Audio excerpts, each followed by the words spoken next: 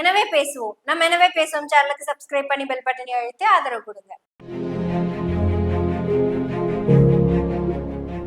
எல்லாரும் மன்னிச்சுக்கங்க, பச்சை colour sorry கிடைக்காதனால background பச்சை கலர்ல போட்டேன். அதனால நான் சசிகலாமான்னு நீங்க தான் நினைச்சுக்கோணும். தமிழ்நாட்டுல நடக்கிற அத்தனை பிரச்சனைகளும் மத்தியில நாம சசிகலாமா ஒரு கட்சி ஆரம்பிச்சிருக்கிறாங்க. அது பேர் தான் கட்சிங்க. அந்த கட்சி கொடியில பாத்தீங்கன்னா அண்ணா இருக்கிறாங்க, ஜெயலலிதா இருக்காங்க, எம்ஜிஆர் இருக்கிறாருங்க. அந்த மாதிரி நிறைய பேர் இருக்கிறாங்க.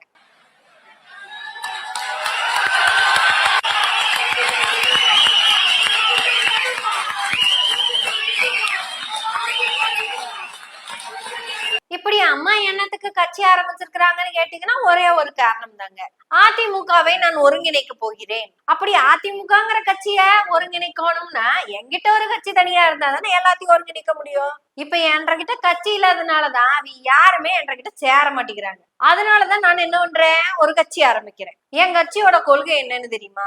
ஏதோ சொல்றேன்னு கேட்டுக்கங்க. அக்கா கிட்ட வேலைக்கு போறதே கொஞ்ச நாளைக்கு ஒரு கொள்கையா வச்சது. அந்த முதல் கொள்கையை ஜெயிச்சதுனால அக்கா கிட்ட வேலைக்கு போயிட்டேன். என்னோட ரெண்டாவது கொள்கை என்னன்னு கேட்டீங்கன்னா, அக்கா இட்லி சாப்பிடுறீங்களாக்கா, சோறு வைக்கிறீங்களாக்கா. அப்படி அக்கா கூடயே போய் போய் அக்காவுக்கு வேண்டியதெல்லாம் செஞ்சு கொடுத்துட்டு இருந்தேன் நானு.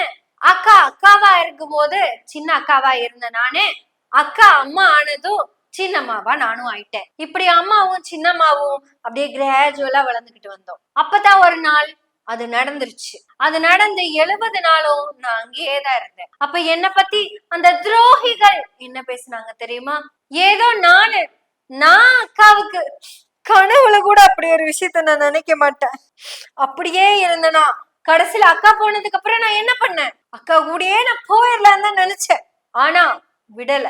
இந்த 1.5 கோடி 2.5 கோடி 3 கோடி 4 கோடி இப்படி 100 கோடி தொண்டர்களை ராணுவ கட்டுப்பாடோட இருக்கிற இந்த கட்சிய அனாதையா விட்டுட்டு போறதுக்கு எனக்கு மனசு கேட்கல. 6 மாசமா இருந்த ஓபிஎஸ் பீஸ் போன யூபிஎஸ் மாதிரி ஆயிட்டாரு. அந்த யூபிஎஸ் அந்த ஓபிஎஸ் கூப்பிட்டு ராஜினாமா கடிதம் கொடுத்தாரு. அப்புறம் கேப்பாரு பேச்ச கேட்டு போய் அந்த கேப்பாரு யாருன்னு கேக்குறீங்களா? என்ன சாக்கடை தண்ணின்னு சொன்னாரு பாத்தீங்களா அவரு.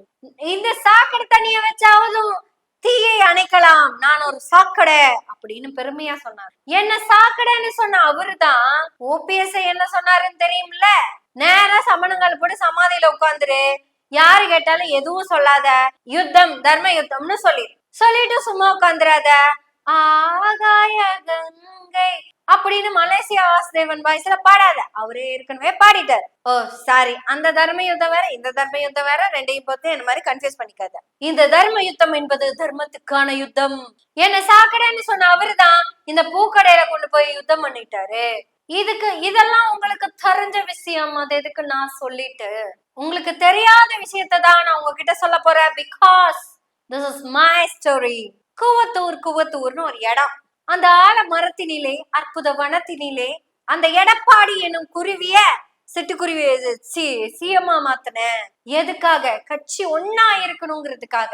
ஒன்னா இருக்க கட்சிக்கணும், உண்மைய சொன்னா ஒத்துக்கணும் அப்படின்னு பாட்டு பாடி அந்த தம்பியோட பேரு சொல்ல எனக்கு விருப்பம் இல்லை. இப்ப இருக்கிறார் இல்லையா, இவரை முதலமைச்சரா தேர்ந்தெடுத்தோம். நான் பேரை சொல்ல கூட விரும்பல. அதைய நான் இதுவா மாத்தினேன். எதுக்காக? எல்லாம் உங்களுக்காக.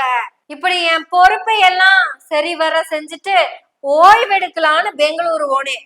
அந்த கோட்டைக்குள்ளதான் செங்கட்டையனும் கூட 4-5 பேரும் வந்த அவங்க என்கிட்ட சொன்னாங்க, சின்னம்மா நீங்க இந்த கோட்டைக்குள்ளேயே இப்படி கஷ்டப்பட்டுட்டு இருக்கீங்க, நீங்க சென்னைக்கு வந்துடுங்க, நாங்க உங்களை அங்க பத்திரமா பாத்துக்கிறோம். 4-5 மந்திரிங்க வந்தாங்க என்ன பார்க்க. ஒரு 2 மாசத்துக்குள்ள வந்தாங்க. வந்து எல்லாரும் பார்த்துட்டு பேசிட்டு இருந்துட்டு, அம்மா நீங்க சென்னை ஜெயிலுக்கே நம்ம மாத்திக்கலாம், நீங்க ஏன் பெங்களூர்ல இருக்கணும் அப்படின்னு கேட்டாங்க. அல்ல செங்கோட்டையன் ரொம்ப கேட்டாரு அதை. அம்மா இங்க மாத்திக்குவோம், நம்ம செக்ரட்டரி ஹோம் செக்ரட்டரி லெட்டர் கொடுத்து பெங்களூர் ஹோம் செக்ரட்டரிக்கு கொடுத்தா போறோம், நம்மளுக்கு இங்க டிரான்ஸ்பர் கொடுத்துருவாங்க, அதனால நீங்க நம்ம ஊர். ஏதோ தெய்வாதீனமா எனக்கு கடவுளே சொன்னிச்சு போல இருக்கு.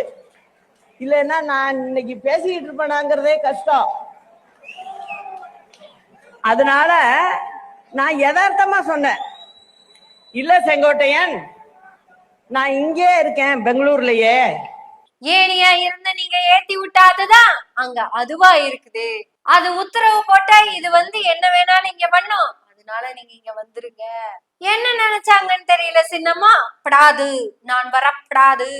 இதெல்லாம் நம்ம சொன்ன கதை இல்லைங்க, சின்னம்மாவே எழுதின கதை. அப்படி வராததுனாலதான் இந்த சின்னம்மா இன்னைக்கு நம்ம கிட்ட சின்னம்மா பேசிட்டு இருக்காங்க. இல்லைன்னா இந்த 3 சின்னமும் கலந்த மாதிரி நமக்கு ஒரு கட்சி கிடைச்சிருக்குமா? என்ன கொலை செய்து டெட் பாடி ஆக்க பார்த்தாரு அந்த பாடி. நல்ல வேலை, சத்தியமும் தர்மமும் நான் செஞ்ச புண்ணியமும் என்ன காப்பாத்திருச்சு. அக்காவுக்கு நம்பிக்கைக்குரியவளாக இருந்ததால் எனக்கு இந்த வெற்றி வாய்ப்பு, இந்த உயிர் கிடைச்சிருக்கு. இனி என்னோட லட்சியம் எல்லாம் லட்சியத்தின்படி, கொள்கையின்படி நடப்பது மட்டும்தான். அம்மாவினுடைய அந்த 100 கோடி தொண்டர்களை காப்பாத்துறதுதான் என்னுடைய லட்சியம். ஏன் ஆனா என்னங்க சசிகலா மேடம், உண்மையை இப்பவும் சொல்ல மாட்டேங்கிறீங்க. கூவத்தூர்ல என்ன நடந்துச்சுங்கிறது ஊருக்கே தெரியும், ஆனா நீங்க மட்டும் சொல்ல மாட்டீங்க. ஏன்னா அந்த ரகசியம் ரகசியமாவே இருக்குது இப்ப வரைக்கும். அது மட்டுமா, தமிழ்நாட்டுல உங்களை தட்டயமே இல்லாம பண்றதுக்கு திட்டமிட்டாங்கன்னு வேற சொல்லிருக்கீங்களே. நீங்க இத கம்ப்ளைண்டாவே கொடுத்துடலாம் சின்னமா. ஏன்னா இந்த மாதிரியான இடியர் இறங்கும் செய்தியை யாருமே சொன்னதில்லை. இடையில சில்லற பையன் வேற உங்களை பார்த்தானே. அட நீங்க கூட இந்த சுதந்திர போராட்டத்துக்காக ஜெயிலுக்குள்ள போனப்ப கூட உங்களை பார்த்து பேசினாரு. அவரோட சித்தப்பன் தான் நீங்க சொன்ன அந்த பாடி. அட நீங்க கூட அந்த பேரை நான் சொல்ல மாட்டேன், சொல்ல விருப்பம் இல்லைன்னு சொன்னீங்களே, அது இவரோட சித்தப்பன் தான். அட நான் வேணா சித்தப்பா கிட்டயும் சின்னம்மா கிட்டயும் பேசி 2 பேர் கட்சியும் ஒன்னா சேர்த்து வைக்கிறேன் அப்படின்னு சொல்லிட்டு இருந்தாரு பெருமையா. ஆட உங்ககிட்ட பேசிட்டு வந்ததுக்கு அப்புறம் எங்க கிட்ட எல்லாம் அப்படித்தான் பேசினா சொன்னா. நீங்க தான் இன்னும் என்ன உண்மைன்னு சொல்ல மாட்டேங்கிறீங்க. நீங்க மட்டும்தான் இது வரைக்கும் வாழும் உதாரணமா இருக்கிறீங்க. சில்லற பையன் சொன்ன பொய்க்கு இவன் உங்ககிட்ட உட்காந்து என்னத்த பேசணும்னு சொல்லிருங்க. அப்புறம் உங்களுக்கு ஒரு ரகசியம் சொல்றேன், கேட்டுக்கங்க. இந்த முனுசாமின்னு ஒருத்தர் இருப்பார் இல்லைங்க, முன்னாள் அதிமுக கட்சியில. ஆட உங்க முன்னாள் அதிமுக கட்சிங்க, அதிமுக கட்சி. அவரு சொல்லியிருக்கிறாரு உங்களை நீங்க ஏதோ வேலைக்காரியா வந்த நீங்க வேலைக்காரியா மட்டும் இல்லாம அம்மாவோட நம்பிக்கைக்காரியாவும் மாறி பூரா பணத்தையும் ஆட்டையை போட்டீங்களாமா. பல்லாண்டு பல்லாயிரத்தாண்டு பல கோடி 100,000. முனுசாமி தான் இப்படி முணுமுணுத்துட்டு போனாரு. அவரு சொல்றாரு, இப்ப இருக்கிற பொதுச் செயலாளர் நல்லவராமா, அவர் உழைப்பால உயர்ந்த உத்தமராமா.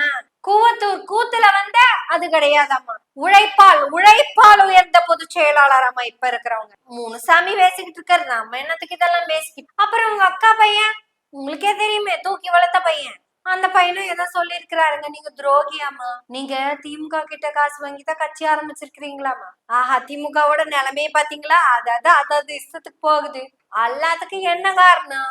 அண்ணான்னு இருந்ததை அமித்ஷான்னு மாத்தினதான் இம்பிட்டு காரணம். ஒரே ஒரு அதிமுகக்குள்ள அண்ணாங்கிறத தூக்கி அமித்ஷான்னு போட்டதுக்கு அப்புறம் ஆத்தனியா ஈத்தனியா ஆத்தனியா தீத்தனியா மூத்தனியா காத்தனியா போயிடுச்சு. இப்படி எல்லாம் தனித்தனியா போய் இப்ப எல்லாம் ஒண்ணு சேர போகுது. அந்த ஒண்ணு சேர போறது எப்போ அப்படிங்கறதுதான் விரைவில் கமிங் சூன். எல்லாரும் பேசுறாங்க அதிமுகவை பத்தி, நம்மளும் பேசுவோம். என்ன பண்றது? சசிகலாமா சின்னம்மா பேசுங்க, நாமளும் பேசுவோம். எனவே பேசுவோம் நாள்தோறும். உங்களுடைய ஆதரவுகளை நன்றிகளோடு எதிர்பார்த்து கொண்டிருக்கிறோம். நன்றி, வணக்கம்.